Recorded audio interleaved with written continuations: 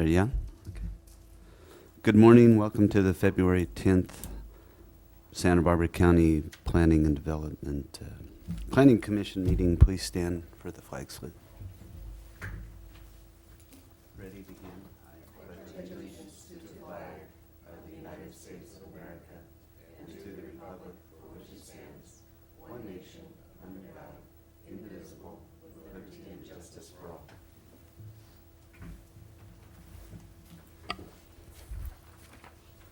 And Ms. Graham, would you like to read TV coverage and announcement?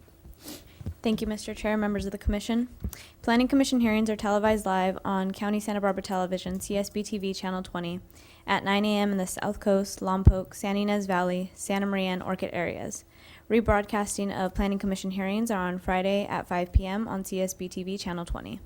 This hearing will also be streamed live on CSB-TV's website. And roll call, too.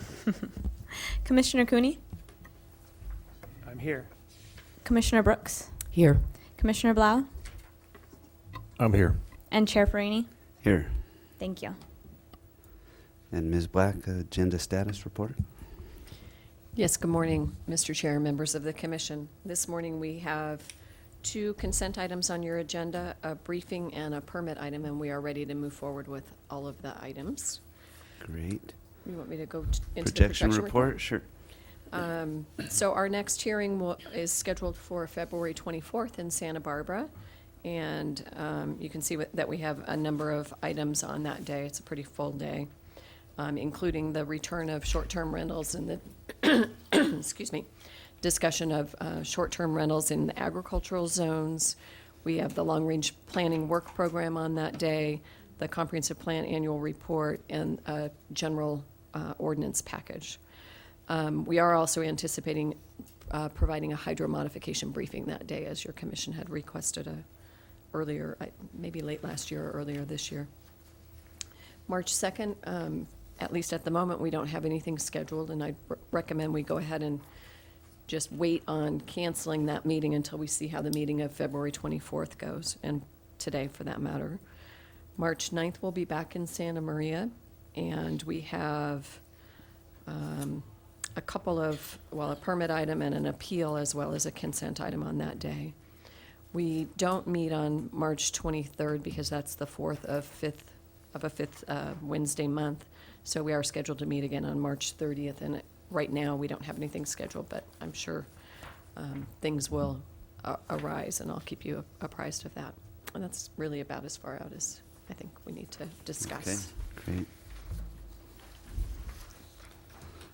Now we move to public comment. This is the time when anybody from the public may comment on anything not on today's agenda. I have no slips. I need to back up just a little bit. Okay. On the projection report. Yes. I also will not be here May 25th. May, 25th. okay. So the same hearing date that Commissioner Brooks. Commissioner Brooks may not Right. be here. Yeah. So we'll note that on the agenda, and then we'll talk about whether or not we need to have a substitute hearing when we get a little bit closer. Hopefully not. I just so you know, I'm gone from the 15th to the 30th, so. Okay. So back to public comment. No slips down there, Commissioner Cooney? No, none. Okay, thank you. And now on to Planning Commissioner's informational reports. No one up here? Commissioner Cooney? Good. I'll defer to next meeting, Great. Mr. Chair. Okay. And on to the minutes for January 27th consideration. I'll move for approval. I'll second. So moved. And is that a? Mr. Chair, Mr. Villalobos and I have discussed one typographical error on page 2 at the top in reporting the approval actions of our 2 prior meetings, which he is going to make. It's just a date issue. Okay.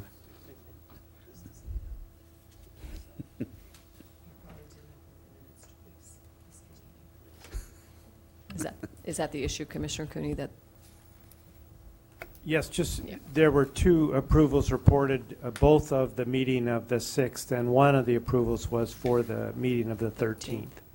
great.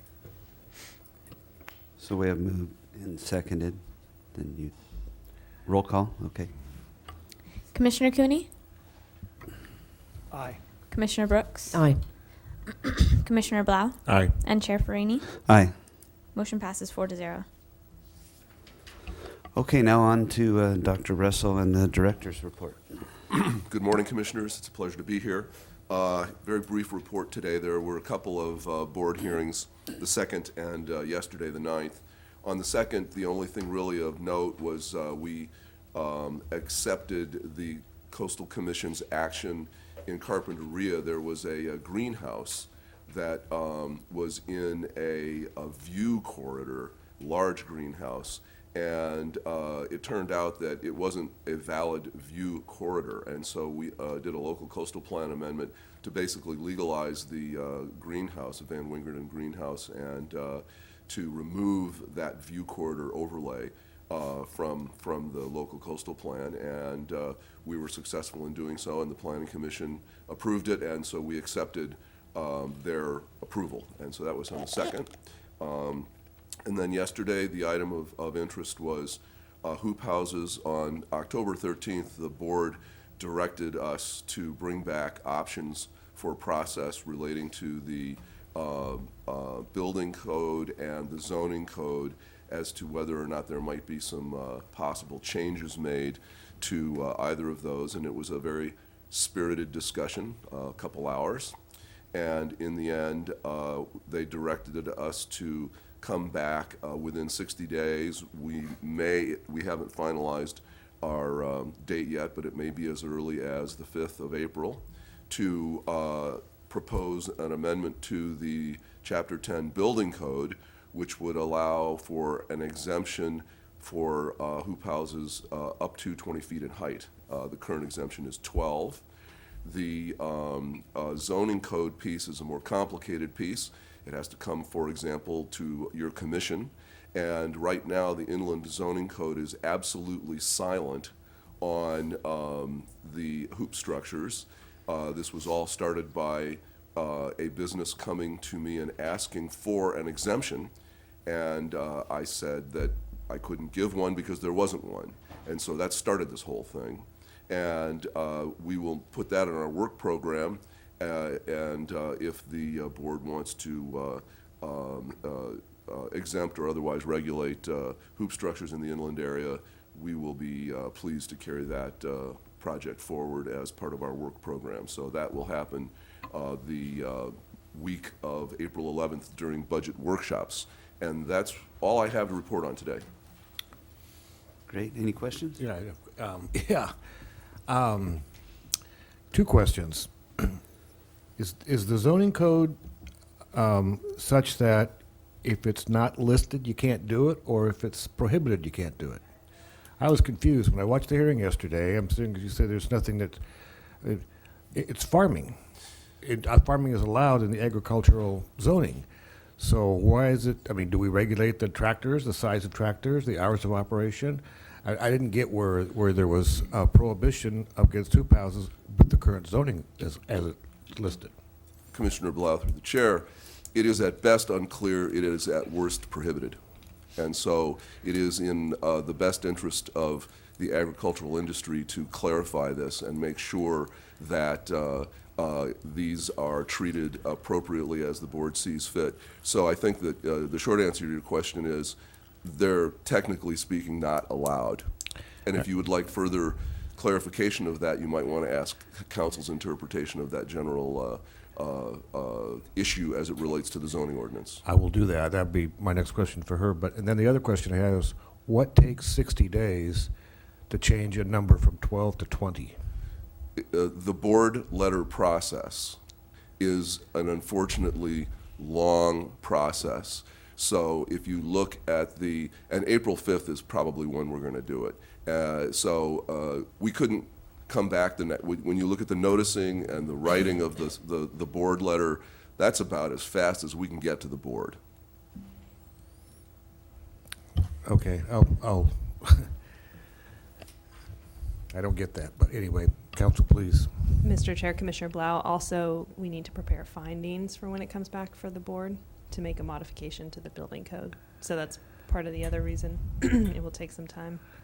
And then your question earlier was as to items that are not listed in the zoning ordinance. Is that right? Correct. I'd have to look at the specific language for that.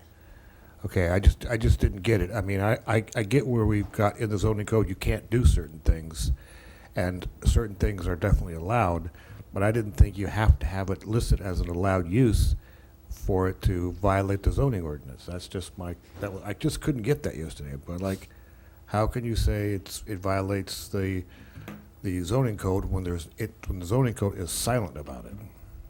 But I'll let you do the research and come back and tell me later. Thanks. Commissioner Brooks? Mr. Chair. Commissioner Cooney, go ahead.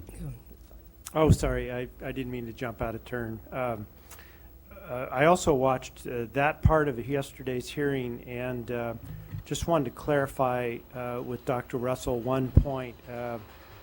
I understood that the action of the board and the discussion, for that matter, was concerned with the inland zoning ordinance, and that there is a different case for the coastal zoning ordinance as far as hoop houses are concerned. Could you just clarify that distinction for me? Commissioner Cooney, through the chair, the only place that hoop houses are regulated is in the Carpinteria Greenhouse Agricultural Overlay District, which is, of course, only a portion of the coastal zoning ordinance. The direction that we received yesterday was to amend the inland zoning ordinance, but not amend the rest of the coastal zone, Article 2. So we would not be amending the greenhouse overlay, nor would we be proposing coastal zoning regulations outside of the greenhouse overlay, but still in the coastal zone. Just as a follow-up question, Dr. Russell, as presently written then in the coastal zoning ordinance, is there a height limitation for hoop houses? Commissioner Cooney, the height limitation is in the building code, not the zoning code. And it's not a limitation, it is a exemption for hoop houses 12 feet tall and less. Currently, and that's in the building code, basically, which would apply anywhere. And that is what the board has requested that we bring back first, is a change in that building code from 12 to 20. But I do not believe the zoning code addresses height. All right. Thank you. Well, I'm sorry. It does in the Carpinteria overlay. The regulations in the Carpinteria overlay are very extensive, and height is addressed in the Carpinteria overlay, but we're not intending, we did not receive direction to do any amendment to that. Thanks. Hang on. So, Commissioner Brooks. Thank you, Chair Farini. I did not watch yesterday's hearing, but I had watched the hearing prior when this issue was first brought up to the Board of Supervisors. It's just maybe a semantic question. I have not heard these referred to as hoop houses before. It was membrane structures or berry hoops. So it seems from this conversation I'm hearing now, we're calling them hoop houses. Is that correct? Is Hoop. that? Commissioner Brooks, hoop structures, I think, is probably they go by a number of different sort of vernacular names: berry hoops, hoops houses, tunnels. But I think hoop structure is probably the best common name for them. So that's probably what will be used as this goes forward, or? I believe that because you hear the words hoop houses a lot, inevitably, when you're talking about these things, you fall into the use of that phrase. Okay, thank you. But they're not houses, clearly. It's semantics, I understand that. Thank you. Commissioner Blau. Yeah, well, I think it's, as I understand it, the 12-foot exemption has to do with with state law, and that you can't require a building permit for the structures if they're under 12 feet or under, and if they're not foundations and attached and so forth. So you don't have to fire sprinkler them, you don't have to get a permit. A farmer could just go put them up there. The exemption has to do with, I think, fire and safety issues, not necessarily anything else, but I could be wrong, but that's what I got out of the exemption. Mr. Chair, Commissioners, because this item is not agendized, I'd recommend we keep discussion to a minimum. We can ask brief questions of staff, but if we'd like to have a further discussion, this will come back as part of the work program. Okay. Moving along then. Commissioner Brooks. Yes, before we go on, I would like to ask, I guess I would direct this to Dr. Russell or Ms. Black.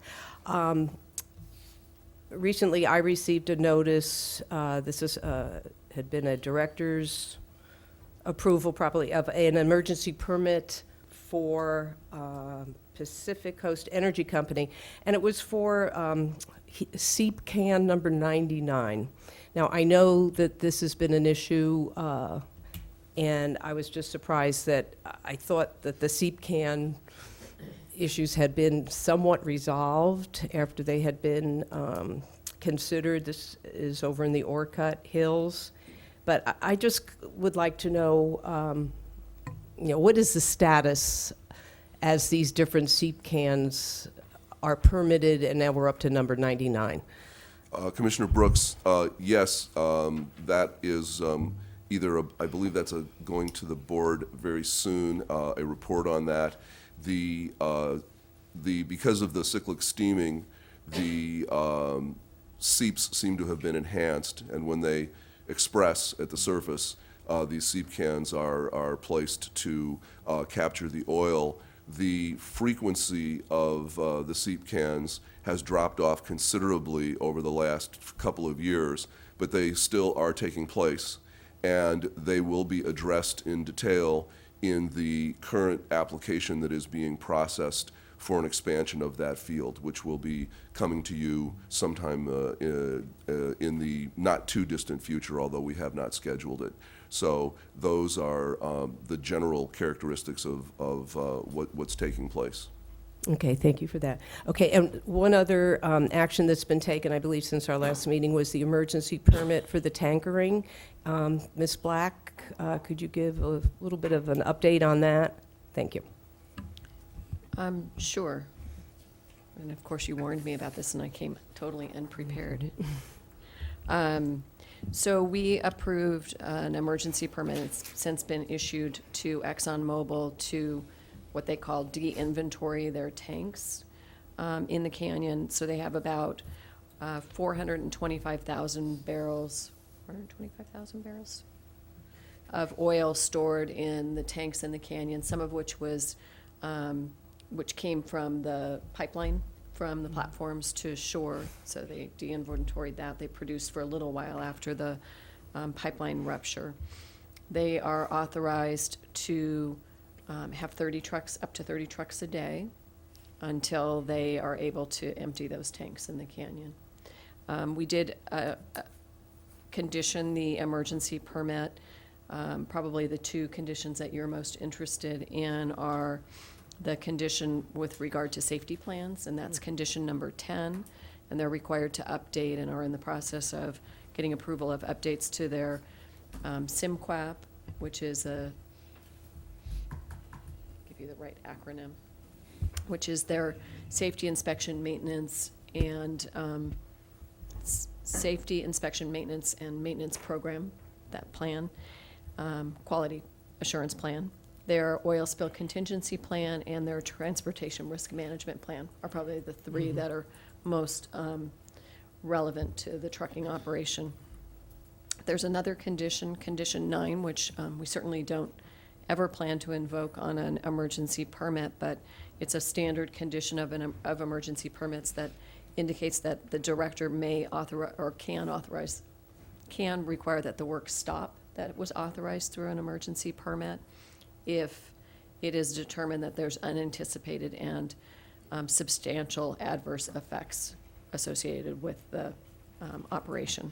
So that's sort of the very fallback position. We feel like we've conditioned the emergency permit in a way that best deals with health and safety issues.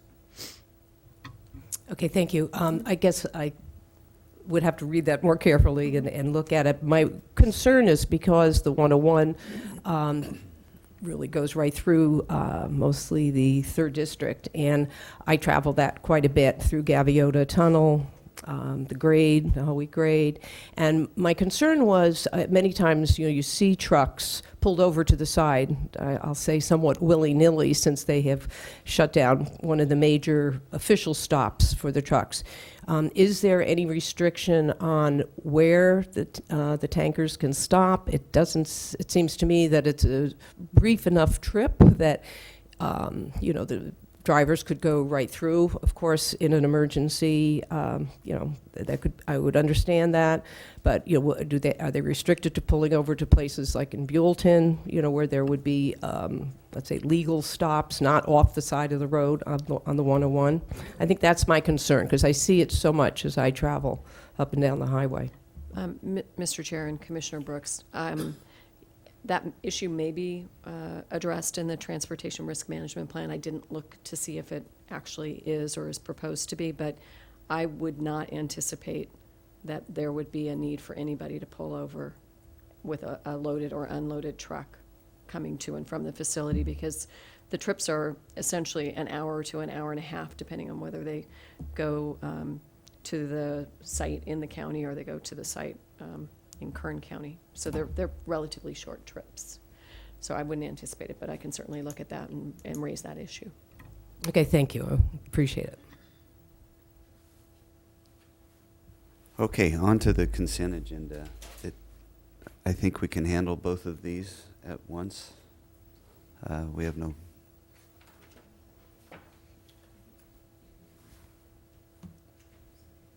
So, yeah. So you can go ahead and read those in. The following is the hearing on request of Don Grady to consider case number 16 GOV-00001, application filed on January 4th, 2016. And case number 16 GOV-00002, application also filed on January 4th, 2016, for determination that the acquisition of the property by Santa Barbara Resource Recovery and Waste Management Division conforms with the comprehensive plan of Santa Barbara County pursuant to California Government Code Section 6542A, and the same code. Okay, thank you. Do we need a... So, Go ahead. Mr. Chair, typically the consent agenda items don't have a staff report unless the commission requests that they be pulled off of consent, and then we need to ask if there is anybody here to make public comment. So Okay. first order would be, does any commissioner have questions that they want to pull these items for so we can discuss them? No slips. Okay? And Okay. then the second is whether or not there's any So public is there any comment. public comment? South County? None? Okay, so None we down have... here, Mr. Chair. Okay. So then we just move on for a vote. Motion, yeah. Motion, need a motion? Commissioner Brooks. Yes, this is actually 3rd District, so I will make the motion. Before I make the motion, I want to say that, I'm glad to see that, this buffer area can be obtained, and I know it's coming before the Board of Supervisors.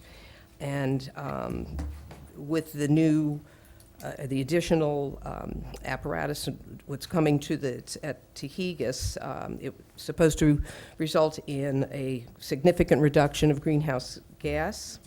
And so therefore, I do support this motion, and it is a recommendation I'll just say I'll support the staff's recommendation. Second. So moved. Is it roll call vote on Yeah. this? Has to be all of them. They all are. Yeah. Commissioner Cooney, Aye. Commissioner Brooks, Aye. Commissioner Blau, Aye. and Chair Farini. Aye. Motion passes 4-0. And on to our standard agenda, we have a Sigma briefing. Item 1. Do we Good read morning, that in? Commissioners. We need to read it We into need the to read record. that I'm in sorry. first. The Planning Commission will receive a briefing on Sustainable Groundwater Management Act by Glenn Russell, Planning and Development Department, and Tom Bayram, Public Works Department. Thank you. Dr. Russell. Good morning. I regret to inform you that Tom was not feeling well today, so he is not with us, but Frey Crease will be, manager from the Water Agency, will be representing him and the Water Agency, and will be able to help answer any questions that might be a more technical nature than I'm able to handle. So let's see, how do I get the presentation? Okay, thank you very much. So the Sustainable Groundwater Management Act starts with the following. The people of the state have a primary interest in the protection, management, and reasonable beneficial use of the water resources of the state, both surface and underground, and the integrated management of the state's water resources is essential to meeting its water management goals.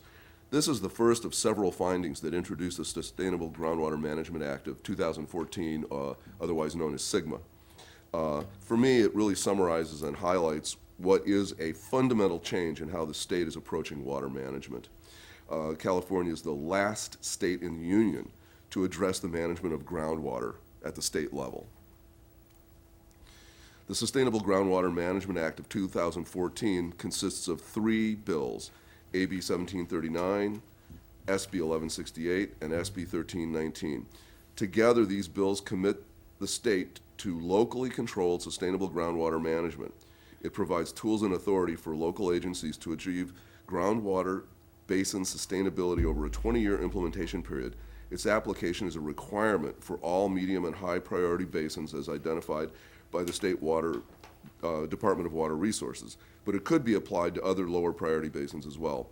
Although the county could decline to participate in SGMA, the law presumes that counties will play a key and lead role, and it is our recommendation that the county accept this important responsibility.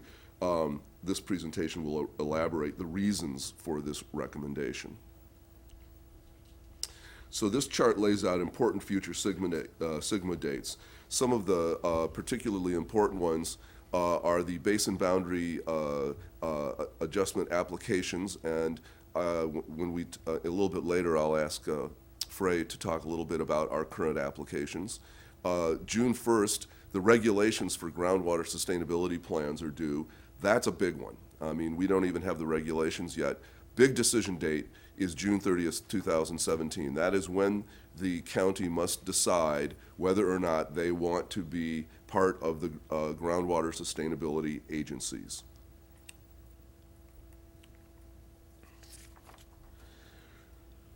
So the basin priority low, medium, high is based, the Department of Water Resources in Bulletin 118, Bulletin 18? 118. 118. They have low, medium, and high priority basins. They look at the population, the number of public and private wells, how much irrigated acreage there is, how much the basin relies on groundwater as a primary source, and then groundwater impacts, things like overdraft, land subsidence, water quality degradation. So for us, there are 3 basins which qualify as medium or high priority basins: Cuyama, San Antonio, and Santa Ynez Uplands. And that, so those are the 3 basins for which groundwater sustainability plans are required. Sustainable management, what is that? Well, it's if you in the Act, it's defined as the avoidance of undesirable results, chronic lowering of groundwater, significant reduction in groundwater storage, degradation of water quality, land subsidence, which actually has happened in the Cuyama Basin, surface water depletions that have significant and unreasonable impacts on beneficial uses. Although the sustainable management is generally speaking identified in the Act, the actual formal regulations of how you're going to have to address sustainable management in a groundwater sustainability plan, they come out as I said before, in June 1st. So there are, in fact, some entities that do not need to participate in the Sustainable Groundwater Management Act. The federal government, tribes, previously adjudicated basins, as is the one that we are currently in, the Santa Maria Basin. They have reporting requirements, so they're not completely out of the SGMA, but they do not have to create a plan because they've been adjudicated. And I might add that in adjudications that move forward in the future, it's very likely that the Sustainable Groundwater Management Act will play a very key role in how those basins might be adjudicated. And also those basins designated as low priority by the Department of Water Resources, of which there are a number in this county. Also, there is an exemption for the de minimis extractors. So 2 acre-feet a year, the domestic well that serves the house and, not much agriculture. They would have reporting, as we'll see, there can be fees assessed, and they might have reporting requirements, but they are exempt from the actual management plan itself. So now I'm going to talk a little bit about groundwater sustainability agencies, or GSAs. They are formed to address sustainability for a particular groundwater basin. A GSA is made up of a local agency or combination of local agencies that overlie a high or medium priority basin. Although the law presumes the county will be a member of any GSA, should the county decline to take on that responsibility, any agency, local agency located in the basin that has water supply, water management, or land use authority can become the GSA. GSAs will have significant land use authority over issues related to groundwater. Assuming that the county does not decide to participate in the formation of a GSA, we anticipate, assuming that the county does decide to participate in the formation of a GSA, we anticipate significant roles for the county water agency as lead and planning and development in the role of policy development, and I'll talk a little bit about that, and of course county council. As I mentioned, a GSA will have significant regulatory powers, but the Act states that a GSA does not have the ability to determine water rights. There is some flexibility in how a multi-agency GSA can be set up, including the creation of a joint powers authority or through the use of a memorandum of understanding. In addition, there is a requirement to accept input and consider the interests of stakeholders in the basin who are not formal members of a GSA. So this, I think, starts to focus on why this issue and this law is so important. The tools that GSAs have are now for 2 of the basins. So a GSA creates a groundwater sustainability plan. I'll talk about the plan itself for a moment. For each medium or high priority basin. The goal is to achieve sustainable conditions within 20 years, and these must be approved by the state by 2020 for critically overdrafted basins and 2022 for other basins. Previously adjudicated basins such as Goleta and Santa Maria are exempt, but have annual reporting requirements.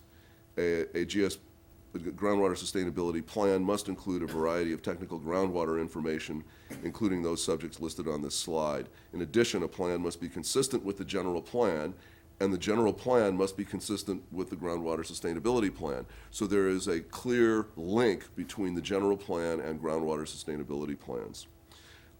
Future general plan amendments will be reviewed for consistency by the GSA.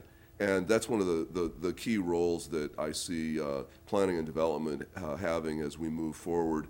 We maintain the general plan. If you look at the groundwater section of the conservation element, it's 25 years out of date. The policies are all wrong. That's going to need to be redone. And that will happen sometime during the creation of the plan process. Also, I could see the permitting of wells in the county changing.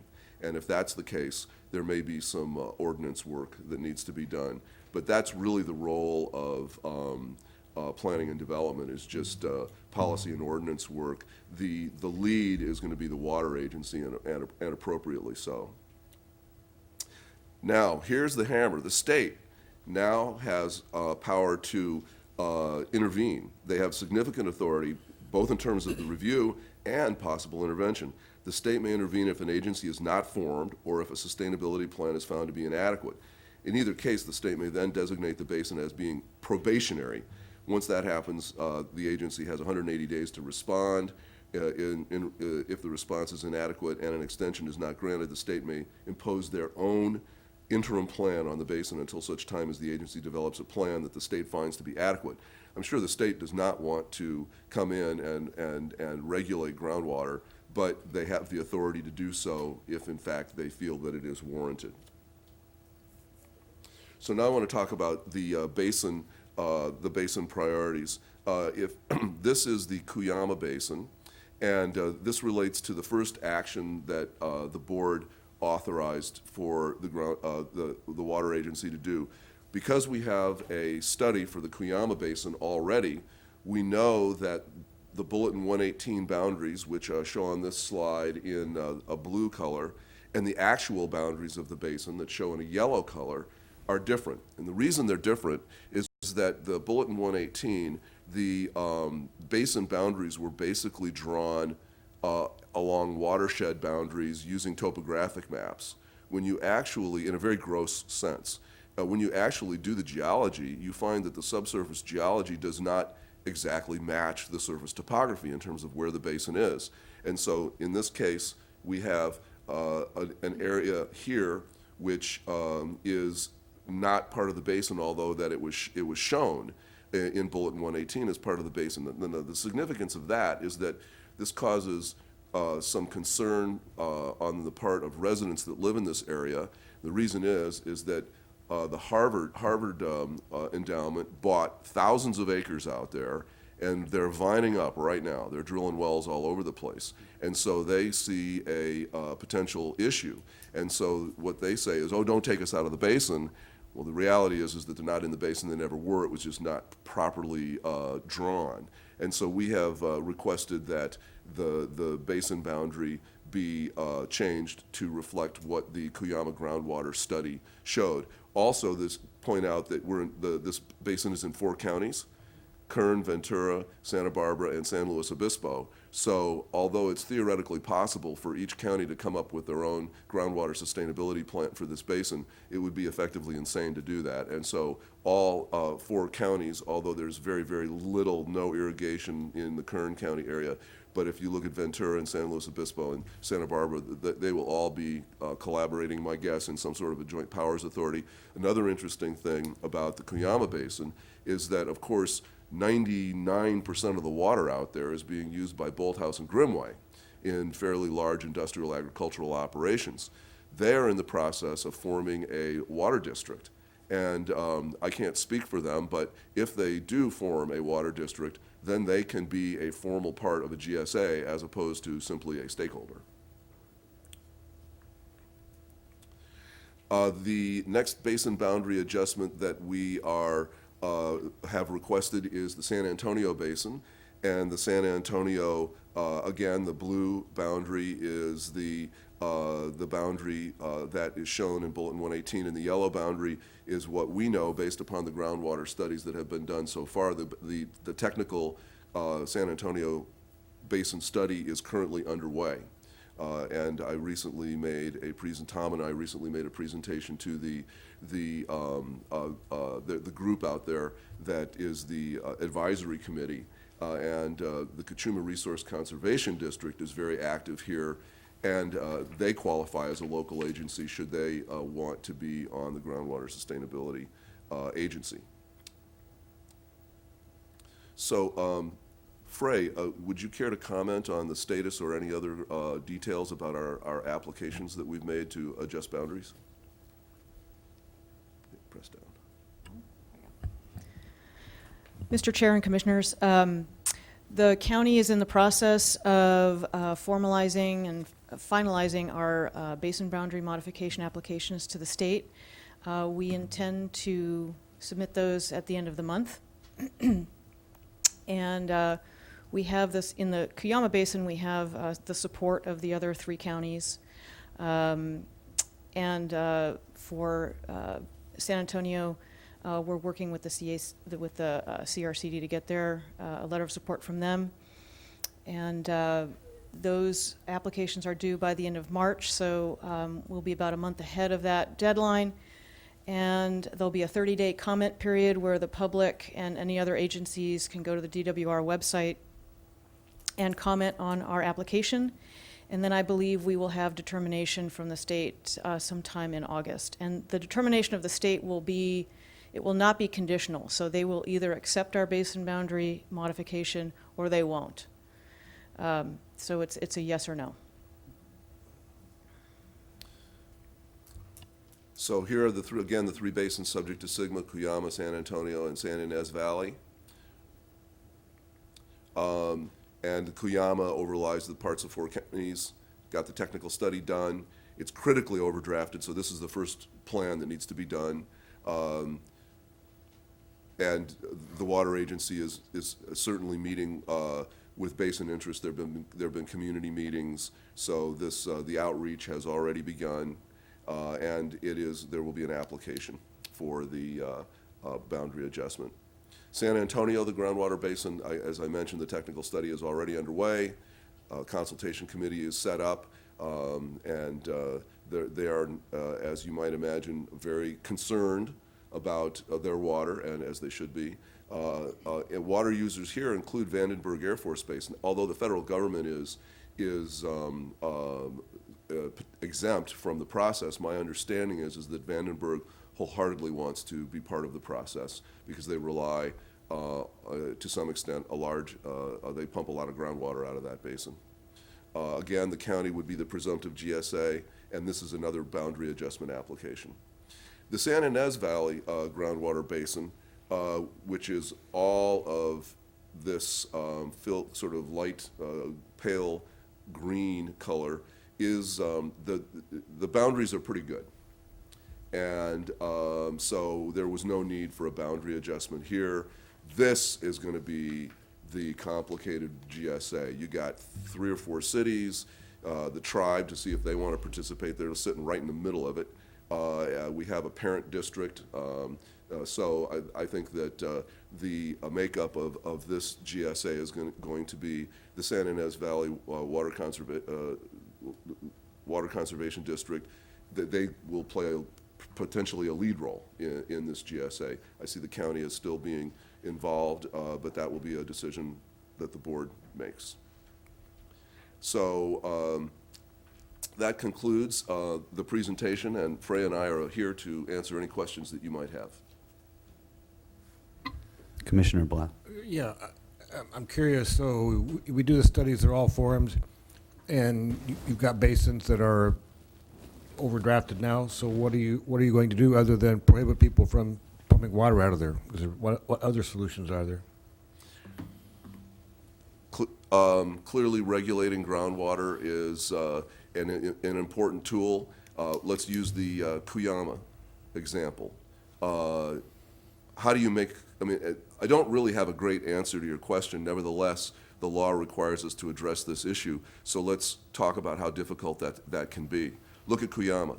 It's really, really overdrafted. If you stopped pumping groundwater for industrial agriculture, which I am not suggesting is a good idea, how long would it be for that, what is sustainable? How long would it be for that basin to recover? Maybe never.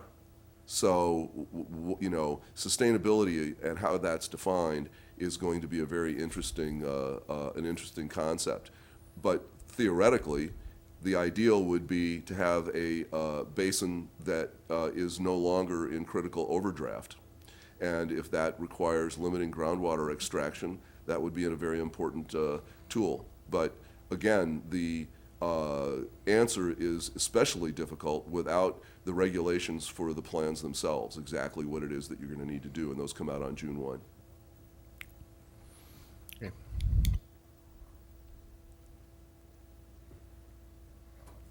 No other questions?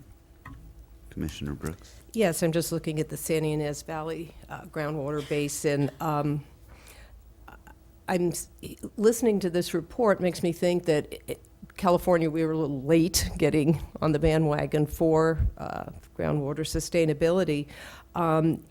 Was this driven by the drought and what's gone on throughout the state, or why now? Commissioner Brooks, I think that the drought is a very, very important factor in this. A few years ago, I participated in a conference on groundwater in Stanford with an organization called Water of the West. And that's a very interesting website, by the way, if you want to check that out. And I presented the Santa Maria Basin example, and it ended up getting published in the publication called When the Well Runs Dry. And the reason that they held that conference was they wanted to address, they had water lawyers, water managers, and planners in the room for a 2-day conference. And they basically said, where's the disconnect? What's going on here? So I think that the idea that there was an issue that needed to be addressed has been around since before the drought, but I believe the drought really provided the impetus for passing the regulation. Okay, and I guess my other question would be, again, looking at the San Ynez Valley map, out where I am in Vandenberg Village, we have a small community service district, very well-run, very efficient. Other communities up and down, as you said, will probably be the most complicated GSA that would be formed. What do residents, what does the public look for? And I mean, I'm assuming this is all going to be an improvement over, but how do we look at local control, and how is that all going to fit into this, the larger scheme of it? Commissioner Brooks, certainly there will be a robust community outreach process associated with this, but your comment on local control basically underscores what I see as the importance of the Board of Supervisors playing a key role in any of the GSAs. And so as your representatives, the Board of Supervisors will have a very, very important role here, especially in terms of making sure that decisions that are made are in the best interests of the local populations. Okay. Commissioner Blau. Yeah, just one final comment. Seems, what upsets me about this kind of a program is that we're going to be spending an enormous amount of money to figure out which areas we're not going to allow people to extract water out of. That's the only outcome that could be here. Seems to me we'd be a lot better off taking this money and the money for the stupid train from, Sacramento or wherever they're putting that high-speed train up there, and go build some more water storage areas so that when we do have periods of high snow like we're having now and periods of heavy rains like we're going to have, we store that water in new lakes and new reservoirs to pump and use rather than what we're doing here. So just a comment. I understand why they're doing it, but I think it's just one of those things where we're going to spend a whole lot of money to find out what we already know and use that to prohibit people from extracting the water from those areas. Don't get it. Mr. Chair, Commissioner Blau, I'd like to mention that the Water Agency has applied for a Prop 1 grant to help fund GSA formations, and we have preliminary approval on that grant amount in the amount of $250,000. Yeah, that's my point. I don't see why we spend $250,000 doing this. I don't care we don't get it from some other place other than the county, but it's still tax money that's being generated from somebody to be spent on this program. So it's going to happen anyway. I can't stop it. I just have to make comment that I think it's inappropriate.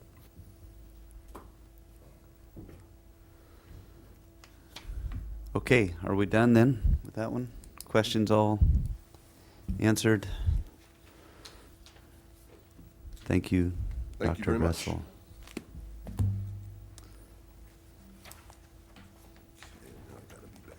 Everybody okay to move on to item 2? Please, all right, let's move on to item 2. Ms. Graham, would you please read that into the record? Thank you, Mr. Chair. The following is a hearing on request of Melissa Samron, agent for Verizon, to consider the following: 15 RZN-00010, application filed on August 17, 2015. 15 CUP-00010, application filed on May 14, 2015, and to determine the project is exempt from the provisions of CEQA pursuant to sections 15061B3, 15303, and 15304 of the state guidelines for implementation of the California Environmental Quality Act. Thank you. And do we have any ex parte or site visits by commission members? And I live about a mile from the location, and I was up there several times. Great. No others, so Ms. Trotter Cadena, we'll move on to the staff presentation, please. Good morning, Chair Farini, members of the commission.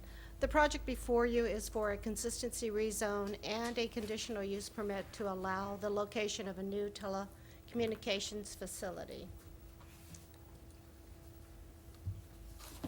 The project is located approximately 823 feet northwest of the intersection of Burton Mesa Boulevard and Rucker Road, and is completely surrounded on the north,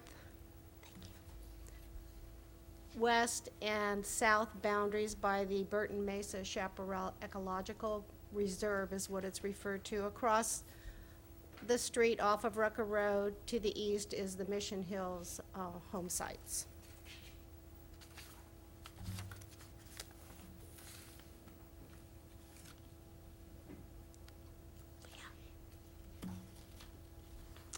This shows an aerial view of the proposed site and the approximate location. They would access this facility through the existing church parking lot.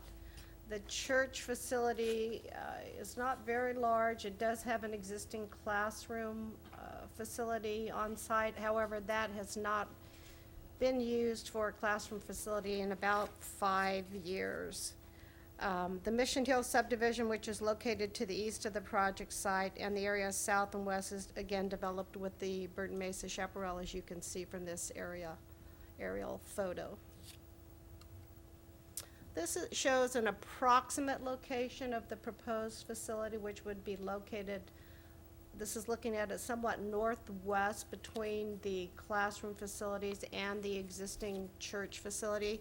It would be located behind and actually surrounded by existing mature oak trees. When the project consists of a 50-foot tall antenna support structure, which is designed to meet a faux eucalyptus tree. The antenna would be mounted at about 46 feet. All support equipment would be located within the 900 square foot lease area, which is approximately 6 feet high. And just to clarify this, there is no prefab building proposed with this.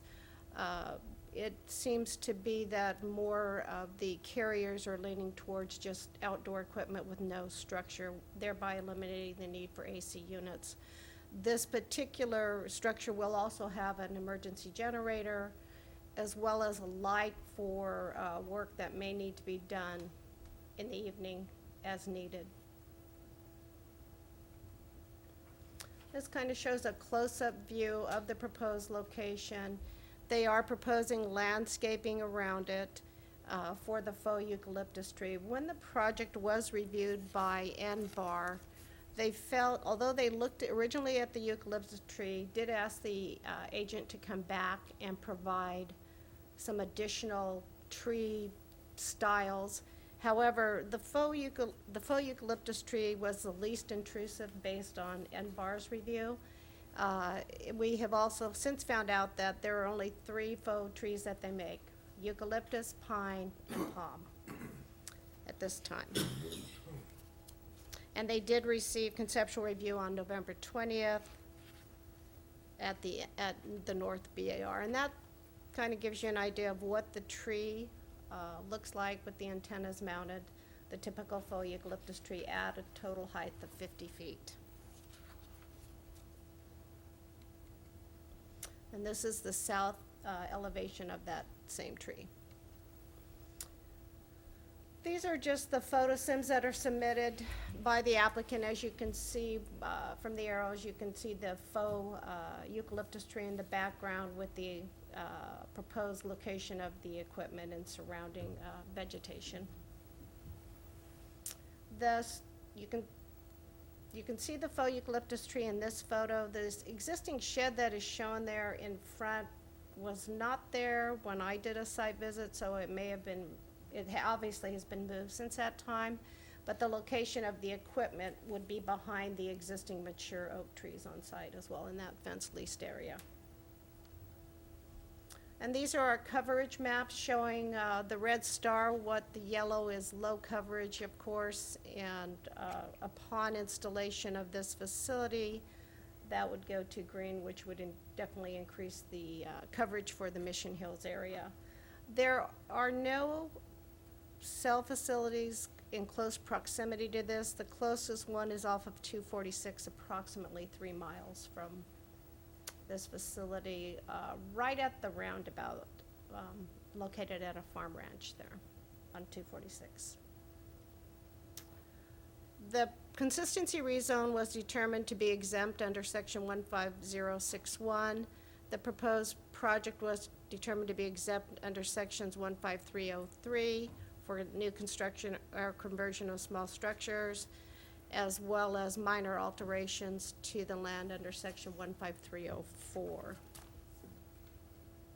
As proposed and conditioned, the project would be consistent with the county comprehensive plan, comply with the requirements of the county land use and development code, and comply with state land use law.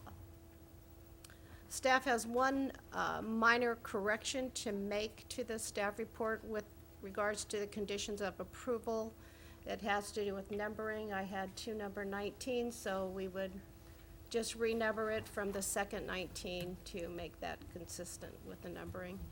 Staff would recommend that the Board of Supervisors make the required findings for approval of the project specified in Attachment A of this staff report, including CEQA findings.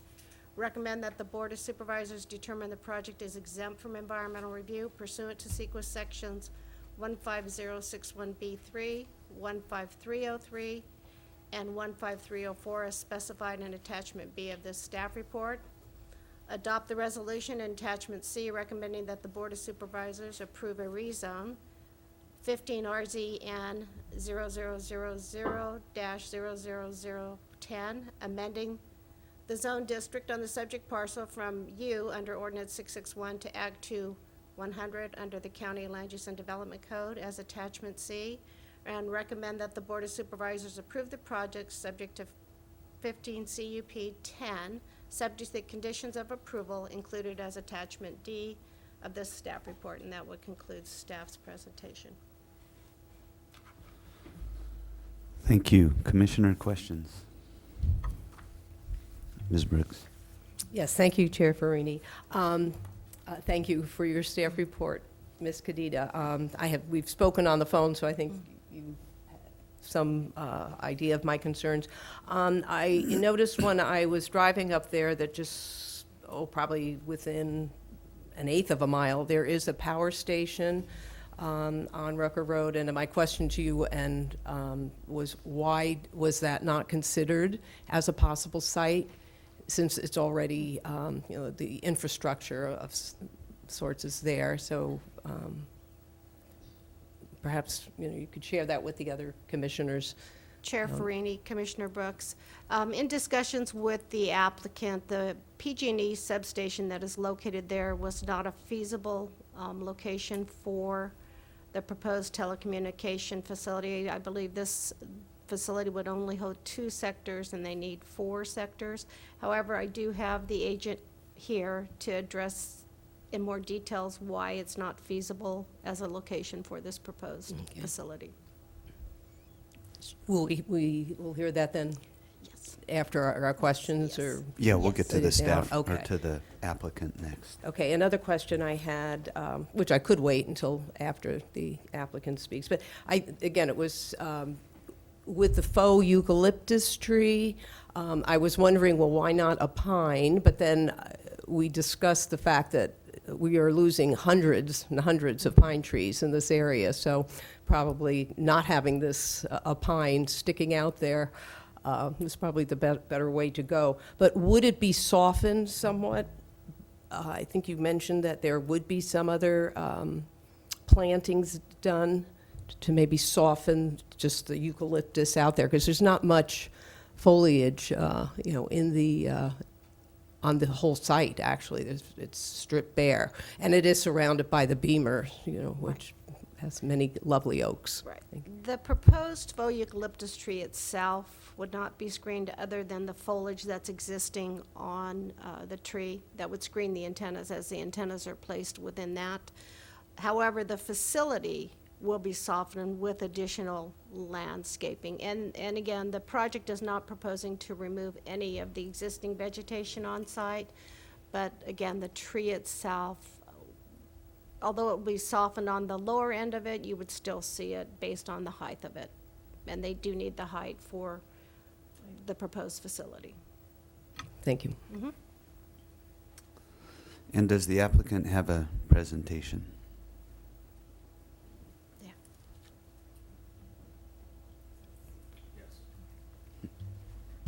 Hello, my name is Melissa Samron. I'm here on behalf of Verizon Wireless. So to answer the questions with regards to the existing power station, that was considered as a potential site. In fact, that was in the alternative site analysis we provided to staff. There were a couple of issues with that, and the primary reason is that it didn't meet radio frequency needs. This site does need to be a full sector site, and that the location of it would only allow for a 2-sector site, which would not allow for full capacity and potentially necessitating the need for additional facilities in the area. The other reason too is it was a little bit more exposed. So from a planning standpoint, we thought that this location, which had the existing foliage around, would screen it better than it would at the power station. And what was the other question? I forget. Probably Oh. the use of the faux Sure. eucalyptus and Right, unfortunately. versus the pine. Yeah, they don't make a faux oak tree, so we thought that the eucalyptus blended in better because there are no pine trees around in the area and it would stand out. I mean, from a design standpoint, that's why we selected the eucalyptus. And actually at the NBAR meeting, one of the discussions that we had was actually lowering the foliage down as low as possible on the trunk in order to make it look more bushy and kind of blend in with the foliage around. And to use maximum foliage to make it look as natural of a tree as possible. And then, of course, the additional landscaping around the equipment in order to soften that from a visual standpoint.